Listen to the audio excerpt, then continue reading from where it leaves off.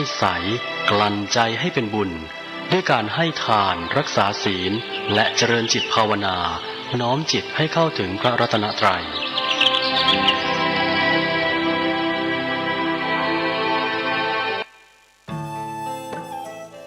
ท่านกำลังติดตามรับฟังสถานีวิทยุกระจายเสียงพระพุทธศาสนาแห่งชาติและสังคมคลื่นเพื่อการศึกษาพระพุทธศาสนาและวัฒนธรรมระบบ FM 104.5 เมกะเฮิรตซ์รายการต่อไปเป็นรายการมรดกธรรมกำเมืองดำเนินรายการโดยพระครูวิสิทธิ์ศรีลาภรณ์ขอยกมือ10 นิ้วกราบนอบน้อมยังพระติรัตนเกี่ยวเจ้าตั้ง3 ประการอันมีพระพุทธพระธรรมพระสงฆ์อันเป็นสรณะที่เปิ่งที่เคารพนับถืออันสูงสุดในชีวิตกราบคารวะแตบไตไวสาปุญญาปารมีธรรมพระมหาเถรานุเถระเจ้าคณะพระสังฆาธิการภิกขุสงฆ์สมณเณรจุตนจุองค์อันหมายมีพระเดชพระคุณหลวงปู่พระเทพโกศลติปรึกษาเจ้าคณะภาค7เจ้าอาวาสวัดศรีโสดาพระอารามหลวงตำบลสุเทพอำเภอเมืองจังหวัดเชียงใหม่พระเดชพระคุณหลวงป่อท่านเจ้าคุณพระเทพปริยัติเจ้าคณะจังหวัดเชียงใหม่เจ้าอาวาสวัด7 ยอดพระอารามหลวงตำบลจ้างเผือกอำเภอเมืองจังหวัดเชียงใหม่เป็นต้นเป็นประธานตลอดจนครูบาสังฆเถระเจ้าภิกขุสงฆ์สามเณรจุตนจุองค์ด้วยความเคารพขอเจริญสุขเจริญปอนญาติโยมศรัทธาสาธุชนติ่นจองห้องวัดจุหนุ่มเท่าใจยิงขอน้อมต้อนรับทุกท่านเข้าสู่รายการมรดกธรรมกำเมืองต่างสถานีวิทยุพระพุทธศาสนาแห่งชาติและสังคมคลื่นเพื่อการศึกษาพระพุทธศาสนาและวัฒนธรรมส่งสัญญาณกระจายเสียงจากวัดฝ่ายหินตำบลสุเทพอำเภอเมืองเชียงใหม่จังหวัดเชียงใหม่ในระบบคลื่นความถี่ FM 104.50 เมกะเฮิรตซ์สถานีวิทยุพระพุทธศาสนาวัดหนองไก่ตำบลสันปะยางอำเภอแม่แตงจังหวัดเชียงใหม่ส่งสัญญาณกระจายเสียงในระบบคลื่นความถี่ FM 99.75 102.0 และ 89.25 เมกะเฮิรตซ์สถานีวิทยุ CM77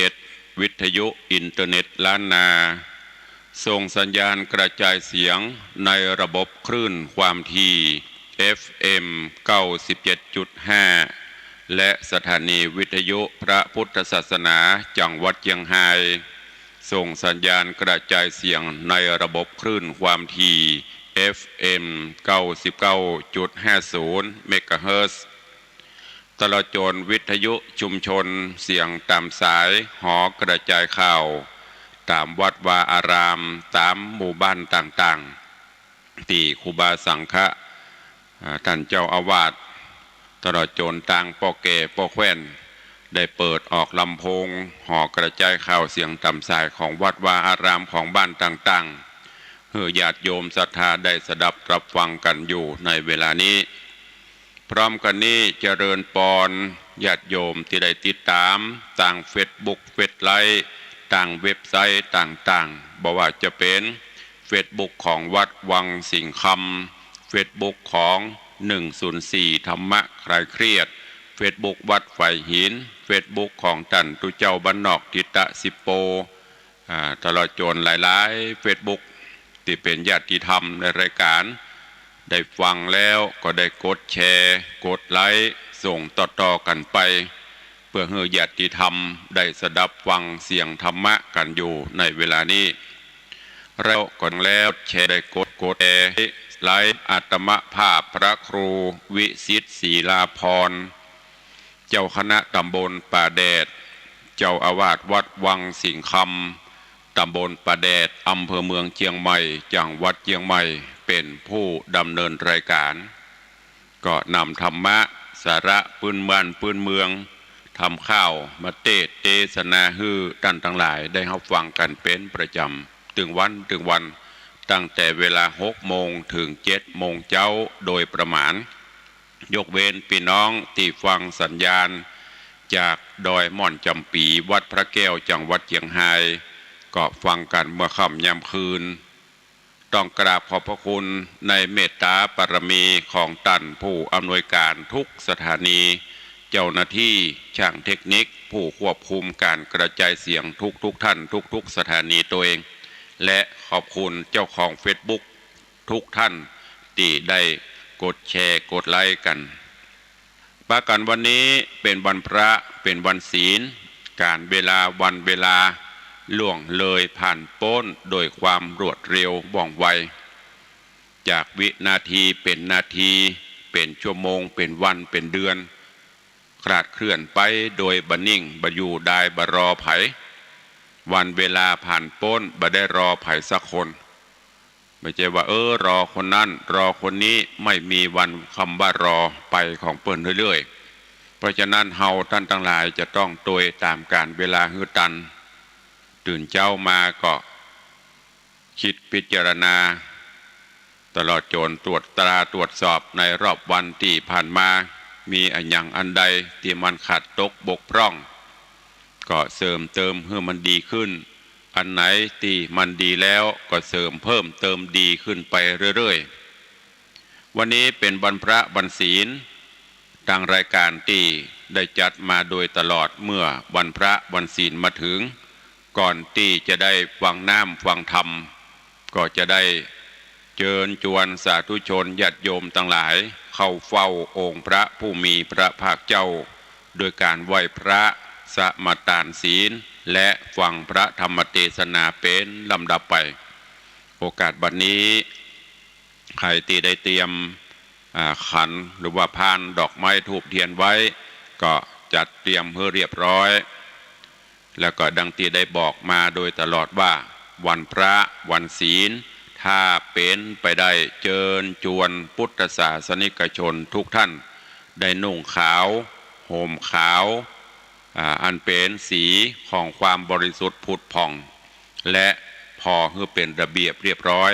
ที่สำคัญก็เป็นการประกาศให้เจ้าโลกได้ฮู้ได้ทราบว่าเราเป็นพุทธศาสนิกชนทุกวันพระทุกวันศีลบอกว่าจะเป็นศีลน้อยศีลใหญ่ถ้าเป็นไปได้อีพ่ออีแม่ญาติโยมศรัทธาลูกหลานต่างเต้าเยาวชนคนดีใส่ชุดขาวนุ่งขาวห่มขาวก็จะได้เป็นระเบียบเรียบร้อยดูแล้วสวยสดงดงามก้อยๆฝึกกันไปเมินไปมันก็จะชินแล้วก็จะทำให้รู้ว่าโอ้เมื่อถึงวันพระวันศีลนี้ประเทศไทยเฮาหรือทั่วโลกที่นับถือพระพุทธศาสนาปากันนุ่งขาวห่มขาวแล้วลองหลับตาจินตนาการว่าภาพนั้นมันจะประทับใจต่อใดอันนี้ตุลุงได้เชิญชวนและรณรงค์มาโดยตลอดเนอะวันพระวันศีลเตรียมขันข้าวตอกดอกไม้ถ้าไปวัดได้ก็ไปวัดไปวาไปใส่ขันข้าวตอกดอกไม้ส่งสาเข้าสาบาตรทำบุญตักบาตรประพฤติวัดปฏิบัติธรรมไปบ่ได้ก็อยู่บ้านอยู่จองนบไหว้สาเอาเนอะโอกาสบัดนี้เชิญทุกท่านเข้าเฝ้าพระผู้มีพระภาคเจ้าพร้อมกันณโอกาสบัดนี้อิมินาสการเนะพุทธังอภิปูชยามะอิมินาสการเนะธัมมังอภิปูชยามะอิมินาสการเนะสังฆังอภิปูชยามะอะระหังสัมมาสัมพุทโธภควาพุทธังภควันตังอภิวาเทมิสวาคาโตภควตาธัมโมธ ธัมมังนะมัสสามิสุปฏิปันโนภควโตสาวกสังโฆสังฆังนะมามิหันธรรมยังพุทธัสสะภควโตบุพพาคณมกาลังกะโรมะเส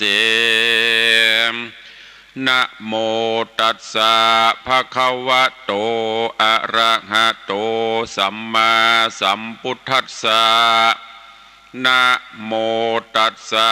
ภะคะวะโตอะระหะโตสัมมาสัมพุทธัสสะนะโมตัสสะภะคะวะโตอะระหะโตสัมมาสัมพุทธัสสะอิติปิโสภะคะวะอะระหังสัมมาสัมพุทโธวิชชาจรณะสัมปันโนสุขโตโลกวิทูอนุตตโรปุริสะธัมมัสสารถิสัทธาเทวมนุษสานังพุทโธภควาติสวากขาโตภควตาธัมโมสันทิฏฐิโกอากาลิโกเอหิปัสสิโกโอปนะยิโกปัจจตังเวทิตปโปวินยูหิติสุปฏิปันโนภควโตสาวกสังโฆปุชุปฏิปันโนภควโตสาวกสังโฆยายะปฏิปันโนภควโตสาวกสังโฆสามีจิปฏิปันโนภควโตสาวกสังโฆยะทิทางจัตตาริปุริสายุคานิอัฏฐาปุริสาปุคลาเอสะภควโตสาวกสังโฆอาหุนยโยปาหุนยโยทักขินยโยอัญชลิกาลนิโยอนุตตรังปุญญเขตังโลกัสสาติได้ไหวพระนบธรรมจุ่มอกเย็นใจแล้วตอนนี้ไปตั้งอกตั้งใจสมาทานหับศีลเนอมะยังพันเตติสาลาเนนะสังหาปัญจสีนิยจามาตุติยัมปีไม่ยังพันเตติสาลาเนนะสังหาปัญจลานิยจามาตติยัมปีไม่ยังพันเตติสาลาเนนะสังหาศีลานิยจามานะโมตัสสะภะคะวะโตอะระหะโตสัมมาสัมพุทธัสสะนะโมตัสสะภะคะวะโตอะระหะโตสัมมาสัมพุทธัสสะนะโมตัสสะภะคะวะโตอะระหะโตสัมมาสัมพุทธัสสะ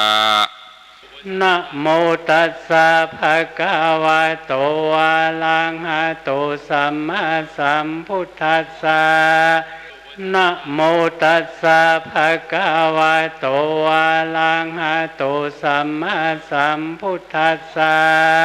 นะโมตัสสะภะคะวะโตอะระหะโตสัมมาสัมพุทธัสสะพุทธังสรณังคัจฉามิพุทธังสรณังคัจฉามิธัมมังสรณังคัจฉามิ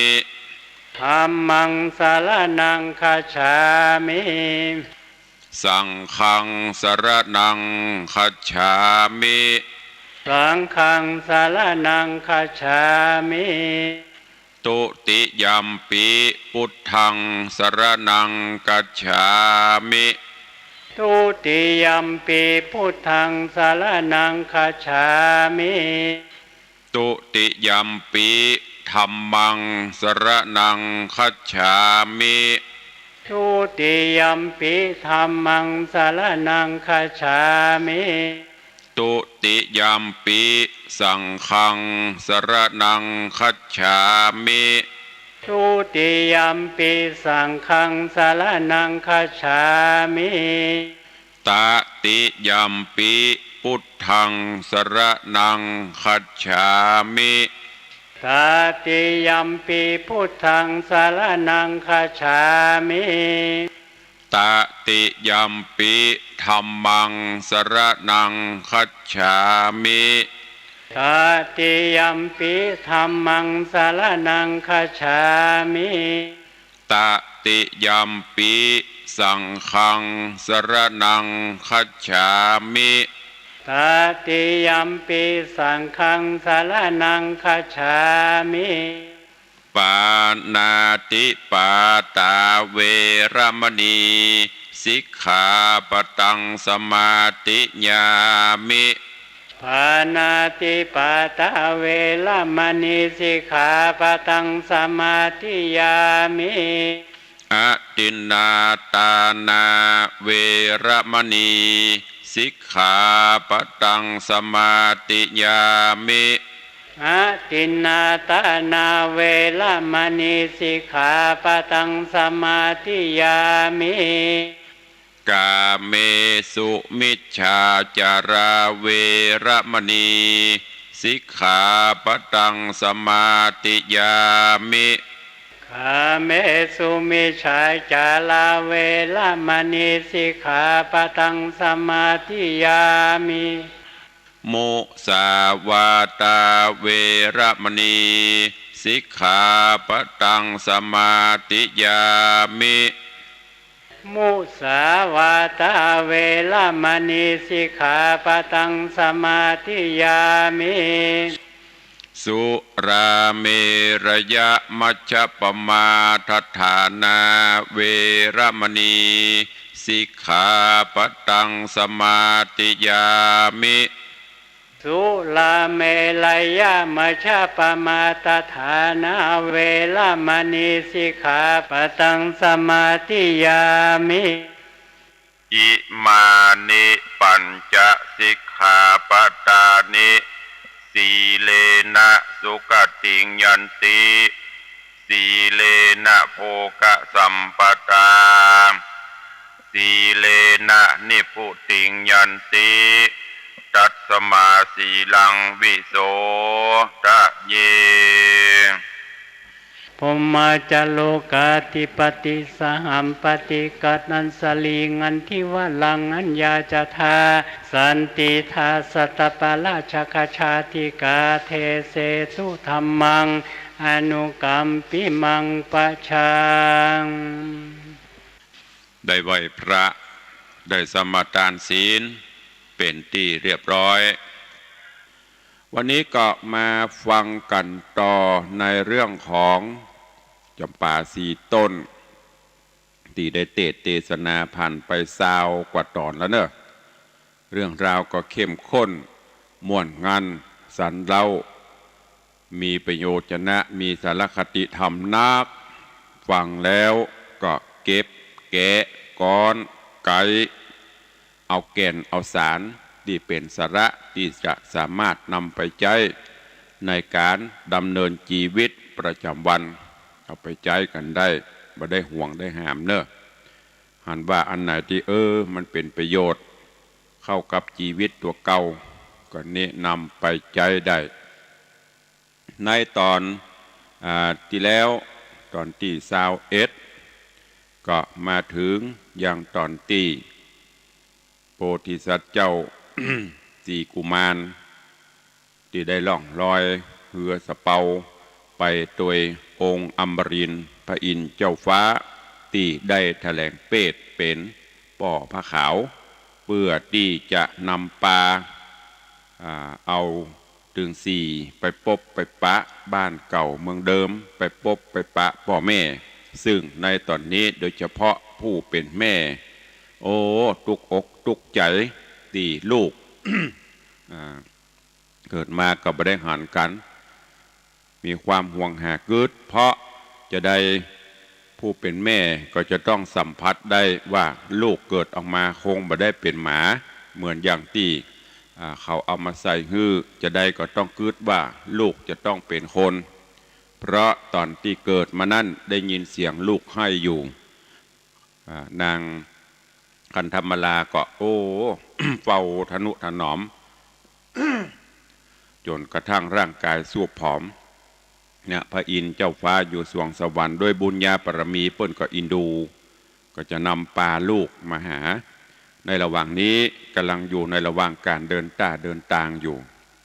อันนี้แหละญาติโยมทั้งหลายน้ำใจของพ่อของแม่อยู่ที่ไหน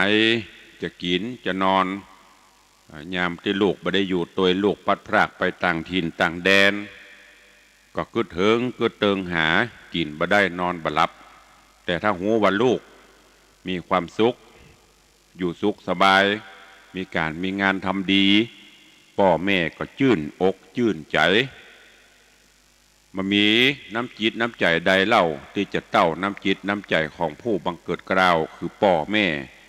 ที่จะมีความฮักความเอื้ออาทรความห่วงหาอาดูลลูกบุคคลอื่นนั้นก็เพียงแต่ผิวเผินแต่พ่อแต่แม่นี่จะกินบรรณาใจกินจะนุ่งจะย่องบรรณาใจนุ่งจะย่องขอให้ลูกได้มีเกียรติมีศักดิ์มีสีให้ลูกมีหน้ามีตาเข้าสังคมได้ท่านทั้งหลายลองสังเกตพอลูกขี่รถเก๋งราคาดีๆยี่ห้อดังๆเปิดแอร์เย็นฉ่ำภายเล่าเสาะฮือป่อแม่ส่วนมากนะจะเป็นจะอั้น แต่พ่อแม่ลองพอขี่รถถีบขี้เมียงเหรอบางเตือกกระเตียวเหรอหนุ่งเสื้อหนุ่งผ้ากับปะหนับหนุ่งเสื้อหนุ่งผ้ากับบ่งามบดีแต่ลูกๆลองไปพอเสื้อผ้าเต็มตู้เกิบรองเท้าเต็มตู้อันนี้พ่อแม่กับเด็กเราก็ฝากไว้เนอะกับลูกๆหลานๆถ้าหากจบการศึกษามีงานทำดีแล้วคือเอาอย่างสี่กุมารเนี้ยมีความห่วงหาขึ้นฮอดขึ้นเถิงขึ้นเติงหาก็จะไปเยี่ยมไปเยือนเฮาข้างหลายก็เหมือนกัน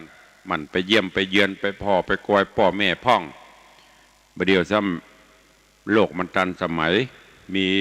โทรศัพท์มีวิดีโอคอลตัวโทรศัพท์อู้กันหันหน้าหันตาตัวถ้าเปลี่ยนไปได้ก็โทรหาพ่อหาแม่พ่องสอบถามสารทุกข์สุขดิบถ้าปอจะเจียดเงินเดือนเล็กๆน้อยๆคือป่อคือแม่ได้ใจได้สอยได้กินได้ตาลก็ทำไปเนอะบัดถ้ารอจนติดเตียงโขนกันไปคือเตอะใจยังก็บ่ได้ไปไหนก็บ่ได้ละกินก็บ่ได้นักฉะนั้นก็ฝากไว้ตัวเองวันนี้ก็มาฟังกันต่อเนอะจำปาสีต้นว่าเรื่องราวจักเป็นจะได้ในตอนที่แล้วปิตราชกุมารหลังจากที่หบภาพป่าแปะยักษ์ทั้งหลายแล้วยักษ์ก็ยกยอ ยังลูกสาวตลอดจนยกบ้านยกเมืองฮื้อได้ปกครองแต่นั่นไม่ใช่เป็นวัตถุประสงค์หลักพอปกครองฮับบ้านฮับเมืองฮับปุตสะมารีลูกสาวของพญายักษ์โกติญาราชเรียบร้อยแล้วก็เอาเป็นพิธีอยู่มา2-3 วันก็กึดฮอดกึดเติงจุดประสงค์หลักที่จะต้องไปหาพ่อหาแม่ก็จะขอลาพ่อลาแม่ลาปุตสะมารีเพื่อที่จะเดินทางกันต่อไปขอเชิญทุกท่านตั้งอกตั้งใจฟังพระธรรมเทศนาปืนเมืองเหนือเรื่องจำป่าสีต้นในตอนต่อไปณโอกาสบัดนี้นะโมตัสสะภะคะวะโตอะระหะโตสัมมาสัมพุทธัสสะ สาธโวฟังลาโสตุจันนาสัพปุริสะตังหลายตั้งหญิงและชายหนุ่มเท่าที่ได้ปากันเล่าทาดาฟังยังรัสธรรมเทศนาจำปาสี่ต้นลำดับการลำโลนมาแถมแล้วเราขอเชิญศรัทธาหนุ่มเท่าตั้งหลายจุงตั้งใจหมายถ่อมทาดาฟังต่อไปนานี้แหละนาตังสุตวาส่วนเต้าปิตราชบุญมีฟังเทวีกล่าวแล้วก็กลาดแกล้วภายผ่านขึ้นหอจันภาศาสตร์แห่งเต้าโกติญราชราชาไข่ขี่ญากล่าวจี้ฮือเสียงที่สงสัยฮือเจ้าหอใจปิตญราชก็บ่อาจคืนกรรมว่าการองค์คำลูกเต่าได้ช่วยจวบเจ้าแม่มันดาจูงรีบมาอย่าจ้าฮือไพร่ฟ้าเจยบานกันไปนานนักกว่าบอกไว้นาคืนมา อาคาจะญายอดซอยตังไพร่น้อยยิงใจโยธาลายหนุ่มเทาเตี้ยงเกิดเล่าขะนิงหาก้อนไข่จ่าเสียงขาดเต้าโกติญราชภูบาลก็มีราชองค์การรีบหาวฮือห้องเป่าโยธาแต่งนาวาเหือใหญ่เหือเมียนไข่สับปานลำจากการพวกน้อยมี100เป็นตรา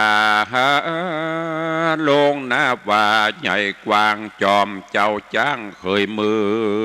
อง โยธาเรื่องอำมาตย์ผู้ฉลาดต่างตาฟังอัจญาตันเต่าก็ฟังเฝ้าเร็วปันรีบปากันแต่งไว้ยังเหือใหญ่บัดเดียวก็มีหันแหลดนาปุนาติวะเส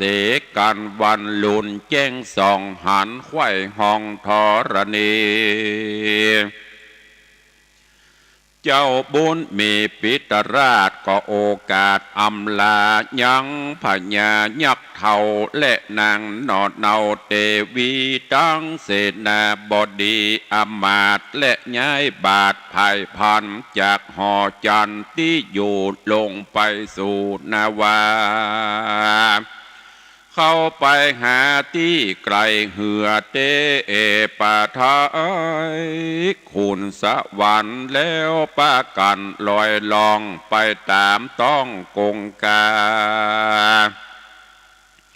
เหือขุนอินตาเจ้าฟ้าไปก่อนแนะนำต่างเหือเจ้าบุญขวางเศตราชเล่นวาดตัวจอมเหือเจ้าบุญรอมยศใหญ่คือเจ้าหนอดไทยปิตราชกุมารดูเจียงคานใจจะเล่นจอมกว่าตัวหลังน้ำแตกดังขะคลื่นปุปุ้งขึ้นสะโซนสายลมจนถังตองเหือลอยล่องเร็วปาน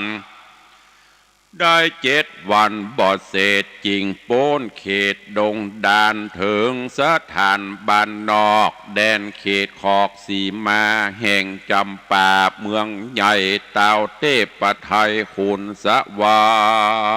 รค์ ก็ไข่ปันบอกเล่าแก่สีเจ้าบุญนาฮือโยธามวลหมู่ก้อยฟู่อู้จากกันอย่าเนืองนันโหห้องยามล่องต้องวังว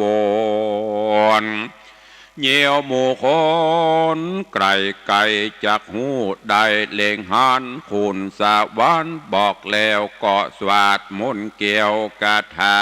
บังนาวาพร้อมไข่ลอยล่องไตตัวฟอง โจมคนป่องเฝ้าด่านยามเหือผ่านภายพันบ่อาจหันและหูเต้าเฝ้าอยู่ได้เหือผ่านภายล่องไตไปจะใจเร็วไวตะยามตาวันใส่ค่ำลาก็ไปหอดตาต่างลงหน้าหอคงภาษาทแห่งเต้าทิราชจำปาคูณอินตาเป็นเจ้าก็บอกกล่าวไข่กำฮื้อสี่องค์คำบุญใหญ่จอดเหือไว้เศร้านอนกลางสากรเมฆวางห่างตาตั้งลงก็มีงอนแลนาดัดสาวิภาตาญะรติญาการคืนนันแจ้งรุ่งอาทิตย์ปุ้งขุนขึ้นแม้ขุนอินตาเตปะไทยก็เปิกเขือใหญ่สะปานคนหันจูผู้บ่ว่าอยู่ปลายใดเจ้าเบี่ยงใจหนุ่มเท่ามีมากเต้านำนาเดียวไปมาละลาดอยู่ตามหาดดอนทรายสัตตาภายหันใส่ยังเหือใหญ่นานามมีสามลำงามอาจจอดดูจอดตรงวาดควัดไกวรัศมีใส่วาดปอสัตลาบสายตาแต่เดิมมาเมื่อก่อนเขาบ่หอนเคยหันเขา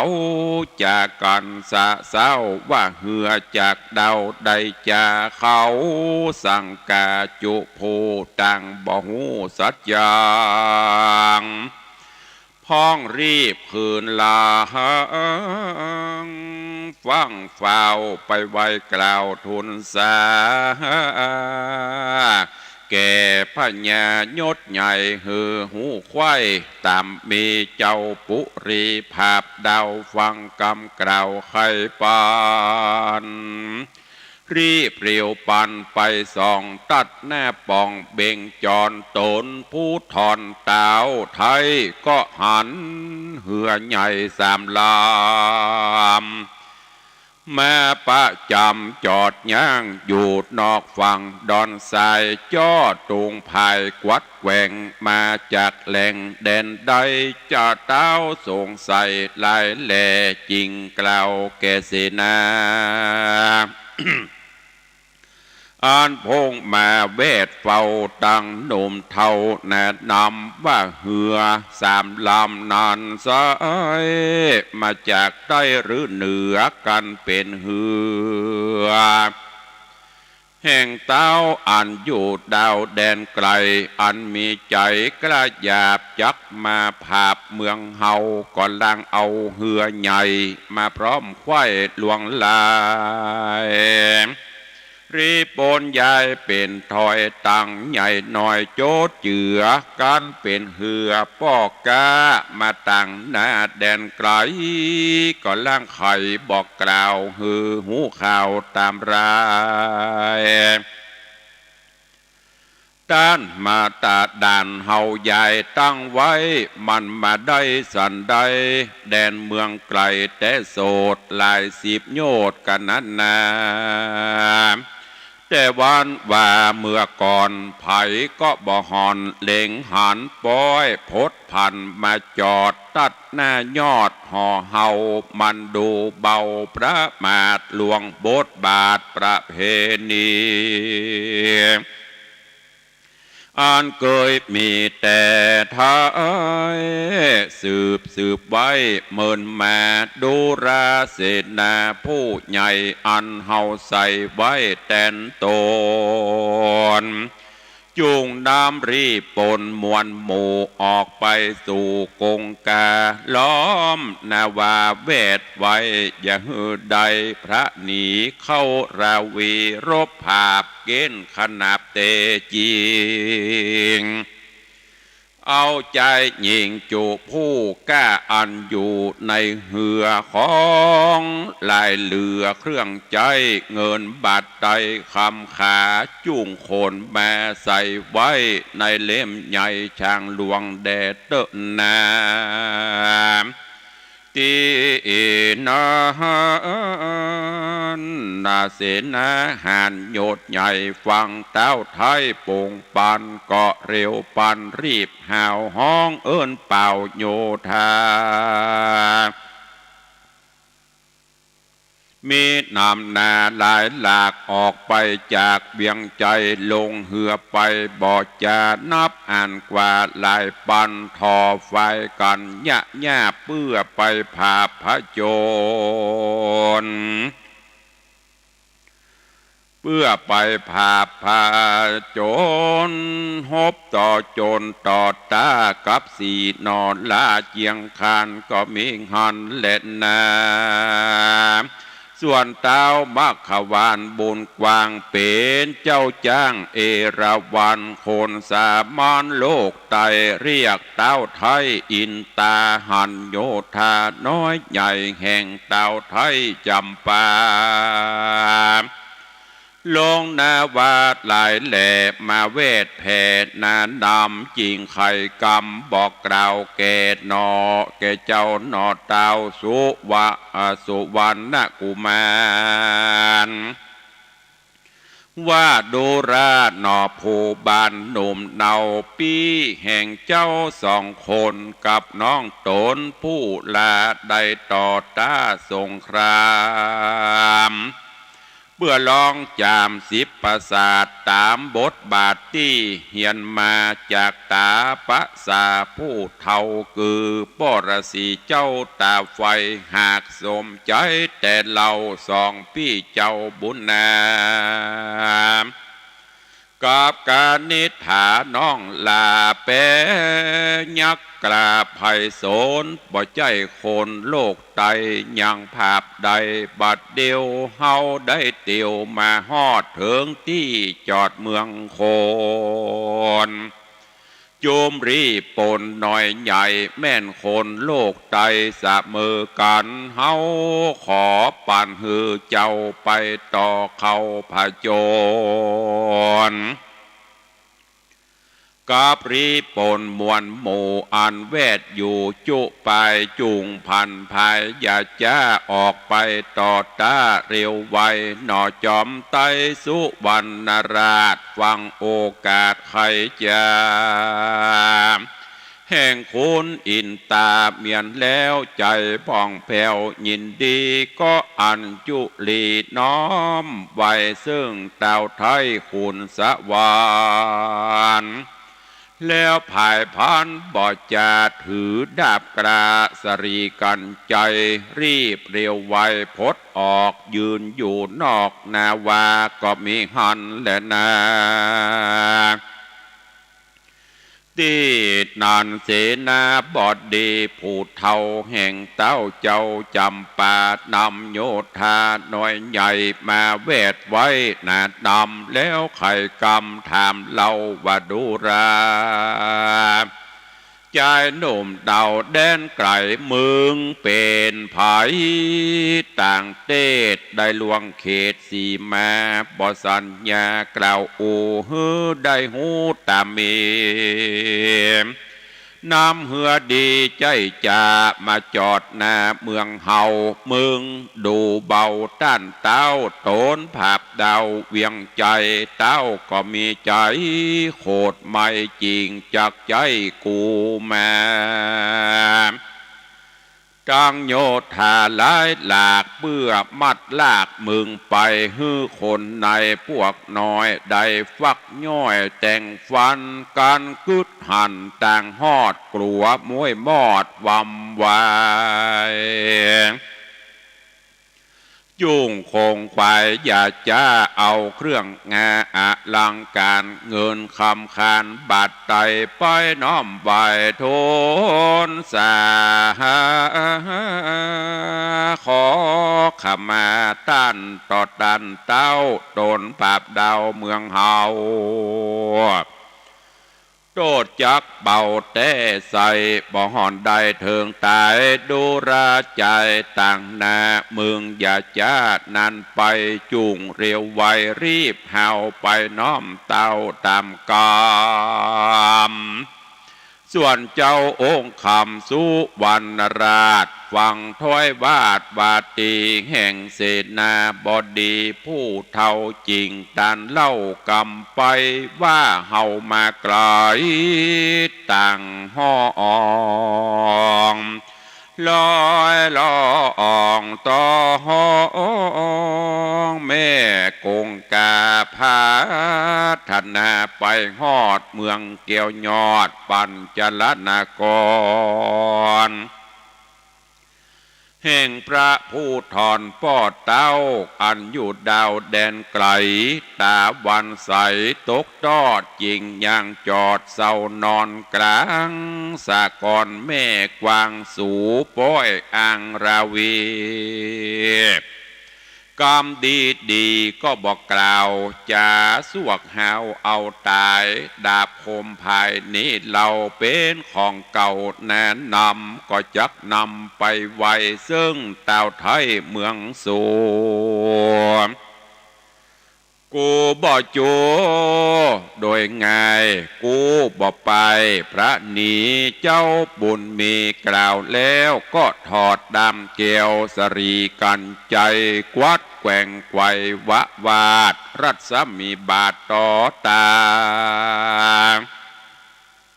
แสงป้าผ่าแห่งดาบแผ่สลาพดไปถูกเสนาในหน่อยใหญ่ล้มตายควายจุคนโจมรีปนล้างหมู่อันตั้งอยู่แดนไกลต่างมีใจสตานลวดป้ายการพระนีเข้าปุรีฟังเฝ้าพ้องล้มเต้าตั้งจานย่ามเหยียบการเล่นกว่าเสียงสวะสวาเนืองนั้นก็มีหันและนาตาทะนันตะรังลามดับนั่นใส่เจ้าหนอดไทยสุวรรณกุมารก่ออธิษฐานก้มเกลาไว้กุลป้อเจ้าละสีสวดมนต์ดีบอดจาสะย่องคืนฟ้าบัดเดียวแล้วรีเพรียวไว้วองลงสู่ห้องนาศาลาหน้าพังกาผาศาสตร์แห่งเต้าที่ราชใจไฟอันเสนาในมวลหมู่จุ่มหนุ่มอยู่นำนาเขาสัตตาหันใส่รีบเวทไว้จุไปพ้องก็หมายจักหาเอาโดยดาบกระคมบางพ้องก็ดังหอกไว้หมายปุ้งใส่กลางหลังพ้องก็วังเข้ากอดเอาเชือกสอดบัดเดียวมัดรีบเร็วจักลากหือเต้าตากนอนง่ายนำไปถวายเต้าเจ้าโตนเป็นเก้าปุรีเจ้าบุญมีบอดจ้าแกว่งดาบกลาเร็วไวรัศมีใส่วะวาไปสลาบต่อจนยังรีปนหน่อยใหญ่ตายเสียงควายบัดเดียวก็มิงหันแลนะส่วนรีปนหลังหมู่อันตั้งอยู่แดนไกลรัศมีใสแห่งดาบบ่อสลาไปฟันเขาเล่งหันเจ้าหมู่ตายหมู่บัดเดียวก็รีบเรียวไว้วาดขึ้นภาษาดห่อคำย่อมือต่ำตั้งเกลาไว้เต้าเจ้าปาลาไขขี่ญาบอกกล่าวหือหูข่าวตามมีเจ้าปุรีตั้นเต้าฟังกำกล่าวทุนสารมีอาการฮ้อนไม่เหือย้อยไข้กาญาพิจารณาสอดดันว่ามันผู้นั้นเป็นภัย เป็นสันใดนั่นใส่ฤทธิใหญ่นำแน่มันนั้นแน่จากดาวแดนเขตเอาองค์ใดกวนกูใบไปสู่ยังที่อยู่ตัวมันพร้อมตั้งขันดอกไม้ไปน้อมใบขอขแม่ฮือมันขุนแน่ภายโพดงดเว้นโตดวางตามฮือคนนำมวลมากได้พ้นจากต่างวัยยกเมืองถวายแถมเล่าฮือมันเป็นเจ้าแต่นไปเจ้าห่อใจจำปาธิราชก็นำอำมาตย์ปโรหิตตาจารย์โยทหารหนุ่มเทาอันอยู่เฝ้าโรงการรีบภายพันไว้ว่องไปสู่ห้องศาลาอันเจ้าบุญแนดหน่อยนาดสุวรรณราชกุมารภาพโยธาหารมวลหมู่แล้วนั่งอยู่เสาแรงก็มีหันเล่นนาการว่าไปหอดแล้วเต้าตนเกี้ยวจำปาเล่งสายตาสั้นพอยังเจ้าหนอคิงลามลักษณะงามบอบผ่อนยังน้อยอ่อนเด็กหายินสั่งกาลายแหล่ขะนิ่งแผ่ในใจว่าเป็นสันใดนิสัยเด็กต่างไทยไกลตามีเตจาองค์อาจจบชราดติปมนภาพรีปนน้อยใหญ่ตายเสียงควายเร็วไวเป็นคนนายโลมฟ้าหรือยักษ์กลาแถลงเป็ดมาเจ้าสั่งกาเจ้าจำปาธิราชคนิ่งขวาดในใจก็คดตัวไหลเข้าไกลยื่นขันดอกไม้เตียนคามแล้วไข่กำโอกาสขอเจ้าหน่อยนาดสะบวยเมืองว่าข้าแด่ตนบุญเรืองหนุ่มเนาข้านี้ก็เท่าชลา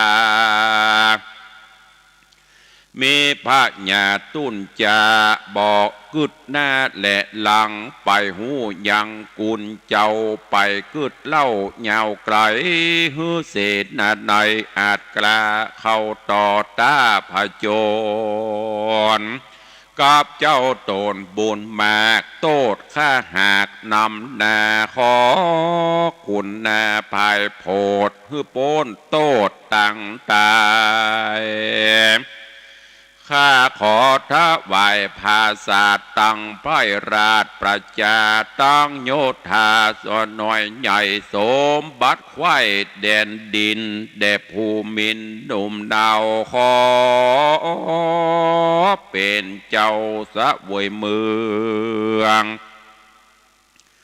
เฮโยธาเรืองไพรน้อยได้จืนจ้อยเจยบานเจ้าสุกุมารสุวรรณราชฟังโอกาสกำจ้าแห่งเต้าจำปายอดซอยจริงตอบถอยกำไป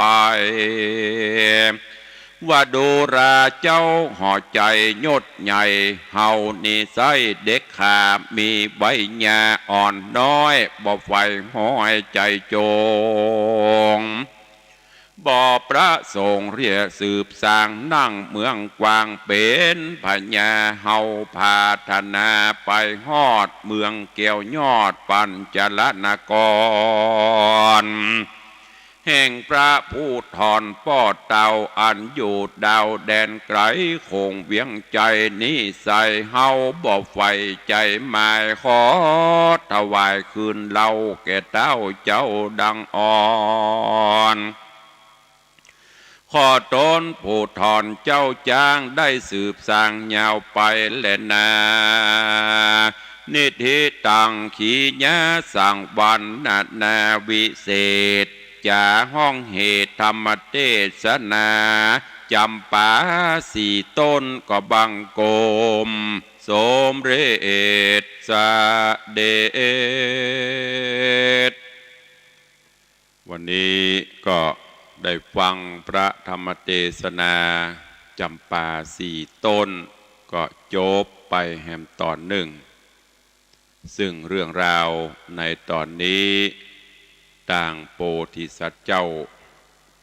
แต่ละตนถึงสี่ตนหรือสี่กุมารนับตั้งแต่เศตะกุมารปีเก้าก็ได้รบภาพเมืองยักษ์แล้วยักษ์ก็ได้ถวายเมืองไปจากนั้นองค์อมรินทร์พระอินทร์เจ้าฟ้านำปาเดินทางต่อมาพบใส่เมืองยักษ์เมืองที่สองก็สั่งให้ปิตราชกุมาร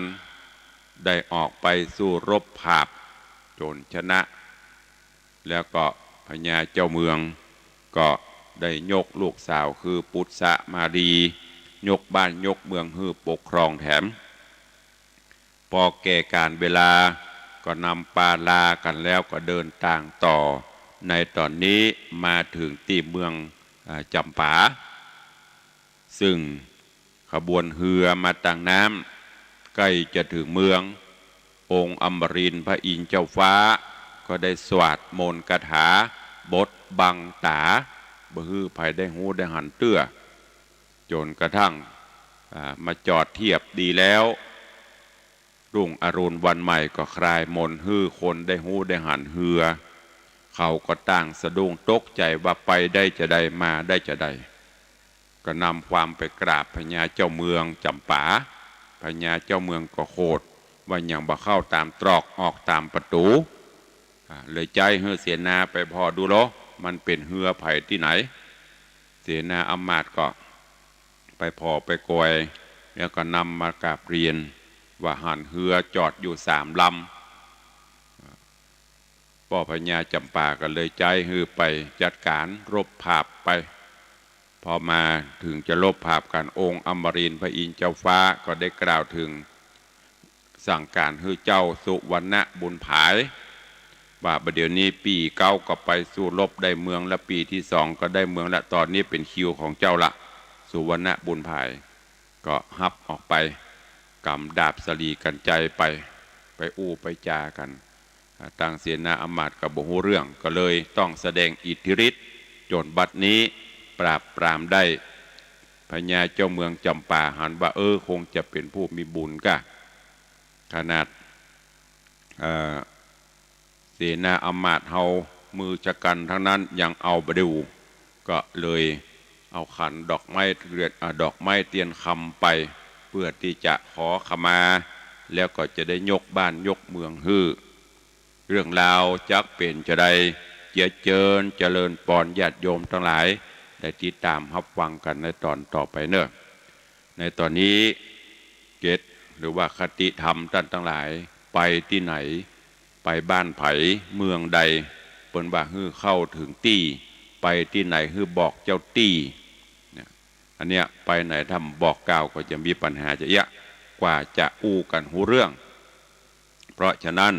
เอาจะไปบ้านก็ดีไปไหนก็ดีไปบ้านเปิ้นเมืองเปิ้นที่บ่ใจถิ่นแดนเฮาต้องบอกต้องกล่าว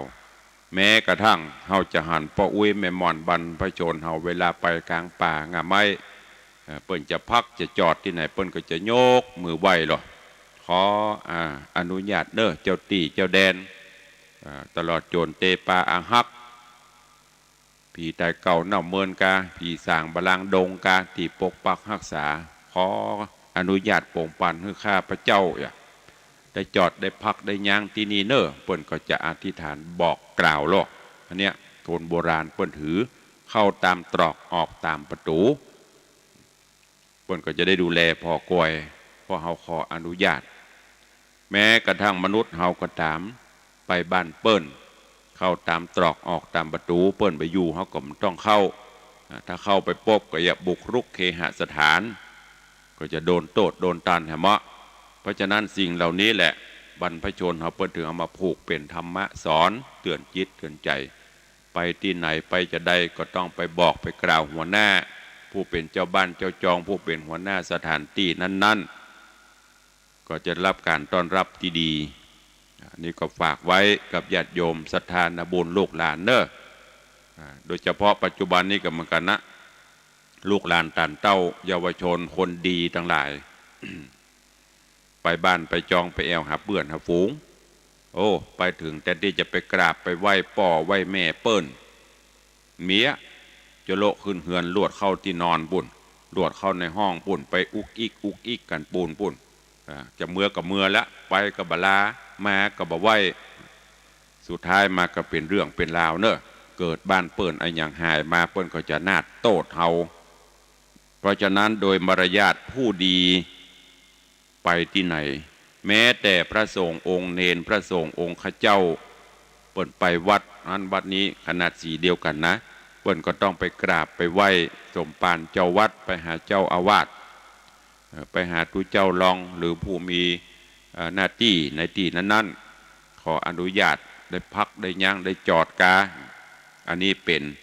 แห่งอันนึงก็คือมารยาทของผู้ดีแห่งอันนึงก็คือหน้าที่ที่ต้องทำไปบ้านเปิ้นก็ฝากไว้กับญาติโยมทั้งหลายเนอะเวลาหมดเวลานำรายการจากไปก่อนเนอะอยู่ดีมีสุขเหมือนกันจุตนจุองค์จุผู้จุคนอายุวันโนสุขังพลัง